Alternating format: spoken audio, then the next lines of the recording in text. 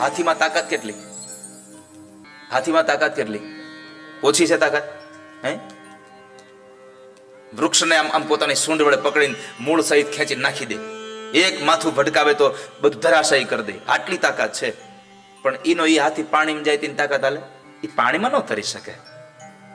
બળ ગમે તેટલું છે, ઈ પાણીમાં નહીં તરી શકે.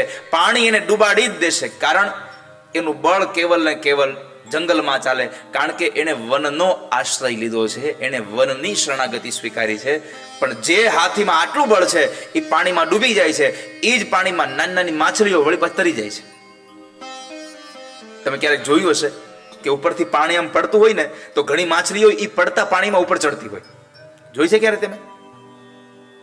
ક્યારેક જોજો, ઉપરથી પાણી આમ જયારે પડતું હોય ને કોઈ, તો નાની નાની માછલીઓ એ સામા પાણીમાં ઉપર ચડતી હોય, છતાં એ તરી જાય છે. કેમ? એ માછલીઓને પાણીનું શરણાગતિ સ્વીકારી છે, એટલે પછી પાણીની જવાબદારી છે એને તારી દેવી. એ પાણીની બહાર નીકળે એટલે તડફડિયા મારી મરી જાય છે. તમે જેની શરણાગતિ સ્વીકારો છો એ તમને તારી દે છે.